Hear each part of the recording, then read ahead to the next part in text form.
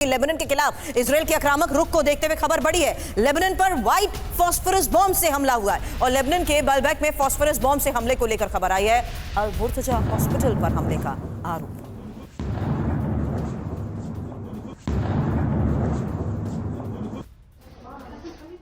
और खबर दक्षिण लेबनान में इजराइल के ग्राउंड ऑपरेशन को लेकर भी है, जहां हिजबुल्लाह के रागन फोर्स की टनल पर हमला हुआ है। टनल में मिले गोला बारूद और कई घातक हथियार। दक्षिण लेबनान में हिजबुल्लाह का बड़ा टनल नेटवर्क जिस तरीके से इस वक्त टारगेट पर है, उसके बाद ये तस्वीरें भी लगातार सामने आ रही है कि किस तरीके से इसी टनल नेटवर्क के मौजूदगी में हिजबुल्लाह ऑपरेट करता आ रहा है। ये हिजबुल्लाह के रागवान फोर्स की इस टनल से जुड़ी डिटेल इंफॉर्मेशन अब आपके सामने, क्योंकि हिजबुल्लाह की सुरंग को तबाह करने की जो तस्वीरें सामने आई हैं, दक्षिण लेबनान में 800 मीटर लंबी सुरंग को नष्ट करने का दावा किया जा रहा है। इजरायली सेना की ये 91st डिवीजन है जिसने इसे तबाह किया है। टनल में भारी संख्या में हथियार और गोला बारूद भी मिले हैं। अलग अलग डायरेक्शंस में जिस तरीके से पूरा टनल नेटवर्क फैला हुआ है, उसे टारगेट पर लिया जा रहा है। हालांकि टनल की जो तस्वीरें सामने आई हैं, उससे ये साफ हो गया कि कैसे टनल में हथियार, bathroom, blast door, tunnel route बनाए गए हैं। ये इंफॉर्मेशन इसलिए क्योंकि ये एक ऑपरेशनल पैरेलल ऑपरेट करने का वो सेफ जोन बन चुका था, जहां पर टनल में देखा गया कि किस तरीके से सभी सुविधाएं थी, स्क्रीन डोर, लिविंग क्वार्टर और टनल का ये जो पूरा रूट है, इसी के बारे में इंफॉर्मेशन अब सामने आ रही है।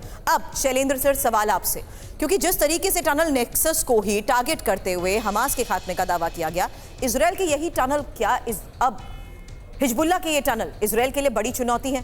दूसरा, इजराइल जिस लेवल पर अपने प्लान्स को एग्जीक्यूट कर रहा है, बेरूत के बारे में सुमित बता रहे थे, इजराइल के गढ़ में किस तरीके से हमलों को अंजाम दिया गया। अब टारगेट ईरान पर सीधे वार का है, जिसमें यह इंपॉर्टेंट खबर है कि कैसे उसने अमेरिका को यह श्योर कर लिया कि ऑयल रिफाइनरीज और न्यूक्लियर इंस्टॉलेशंस को वो टारगेट नहीं करेगा। टारगेट पर होंगे तो सिर्फ और सिर्फ military base. Over to you Shailendra sir. आपके 3 सवाल थे। पहला सवाल था व्हाइट फास्फोरस वाला। Right sir. मुझे बताइए, in war and in love everything is fair. भाई मुझे बताइए, हिजबुल्लाह कौन सा अच्छा कोई काम कर रहा है?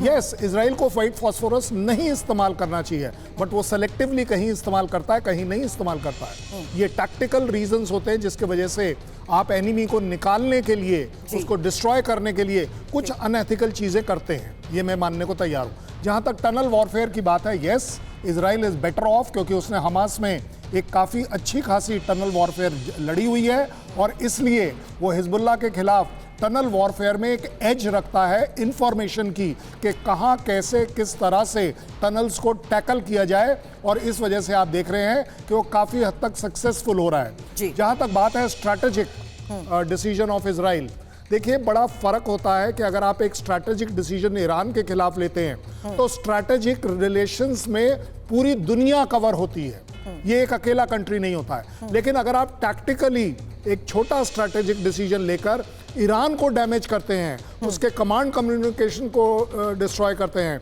IRGC को डिस्ट्रॉय करते हैं, एमुनेशन डंप को डिस्ट्रॉय करते हैं, तो आप पाएंगे कि दुनिया उससे कंसर्न नहीं होती है। अगर आप उसके ऑयल्स को करेंगे, दुनिया अफेक्ट होगी, आप उसके परमाणु को करेंगे, दुनिया अफेक्ट होगी।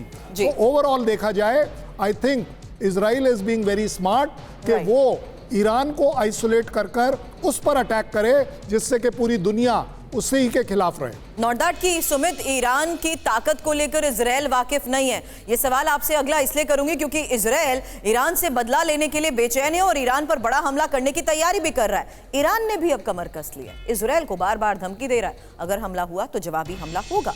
ईरान की इस धमकी की वजह है उसकी मिसाइल शक्ति, और ईरान के पास खैबर शेकन 2 बैलिस्टिक मिसाइल है, जो दुनिया की सबसे खतरनाक बैलिस्टिक मिसाइल में से एक मानी जाती है। अब दावा क्या है? दावा है कि ईरान की ये मिसाइल किसी भी एयर डिफेंस सिस्टम को चकमा देने में सक्षम है, यहां तक कि थाड मिसाइल डिफेंस सिस्टम को भी चकमा दे सकती है। अब थाड को लेकर भी सुमित, पिछले 48 घंटों में जिस तरीके से मैंने आपसे सवाल किए थे, अब सवाल ईरान की उसी सैन्य ताकत को देखते हुए भी करूंगी।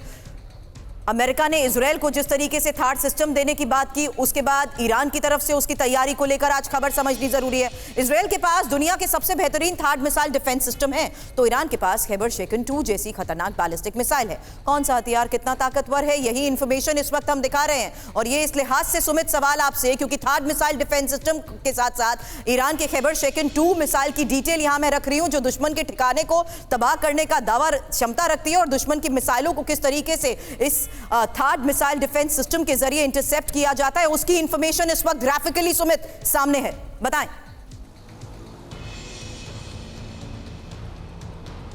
देखिए बिल्कुल, अगर आप समझे सुरभि, तो एक बात आपको समझनी होगी कि ईरान की सबसे बड़ी ताकत क्या है। निश्चित तौर पर हम उसके मिसाइल पावर की बात करते हैं, लेकिन उसकी दूसरे सबसे बड़ी ताकत है उसके प्रॉक्सीज, जिसमें सबसे बड़े अटैक इजराइल इस समय कर रहा है। उसकी सबसे बड़ी ताकत थी हिजबुल्लाह। उसकी दूसरी सबसे बड़ी ताकत है इराक और सीरिया में मौजूद उसके लड़ाके, जो लगातार इजराइल के अंदर लगातार बड़े अटैक कर रहा है। हूती एक तरफ से अटैक कर रहा है, लेकिन इजराइल ने सबसे इंपॉर्टेंट काम जो पिछले कई दिनों से इजराइल कर रहा है कि वो मल्टीपल लेयर्स बना रहा है अपने डिफेंस मैकेनिज्म को लेकर, चाहे वो थार्ड हो, चाहे वो उसका आयरन डोम हो, या लॉन्ग रेंज मिसाइल्स को लेकर लगातार उसके बड़े दूसरे डिफेंस सिस्टम, वो उनको दुरुस्त करने में लग रहा है, क्योंकि उसको यकीन है कि आयरन डोम सिर्फ और सिर्फ आप कह सकते हैं कि शॉर्ट रेंज रॉकेट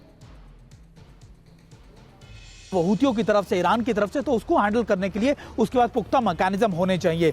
और यही वजह है कि दूसरी तरफ ईरान ये कोशिश कर रहा है कि किसी भी तरीके से रिवाइव किया जा सके हिजबुल्लाह को। आपको याद होगा कि एक हफ्ते पहले जो ईरान के फॉरेन अफेयर्स मिनिस्टर थे, वो यहाँ पर लेबनान में पहुंचे थे, और उसी के बाद हिजबुल्लाह ने बड़ा अटैक अंजाम दिया हाइफा के इलाकों में। तो निश्चित तौर पर दोनों अपनी अपनी तरफ से लगातार स्ट्रैटेजीज को डेवलप कर रहे हैं, जहां एक तरफ ईरान कोशिश कर रहा है कि अपने प्रॉक्सीज को दोबारा से ना सिर्फ रिवाइव किया जा सके बल्कि उनको सशक्त किया जा सके। वहीं दूसरी तरफ इजराइल की एक कोशिश है कि अपने ग्राउंड ऑफेंसिव ऑपरेशंस के साथ साथ अपने एयर डिफेंस मैकेनिज्म को भी तैयार किया जा सके, क्योंकि अगर काउंटर ऑपरेशंस किए जाते हैं इजराइल की तरफ, तो इसके हिसाब से इजराइल के पास पुख्ता मैकेनिज्म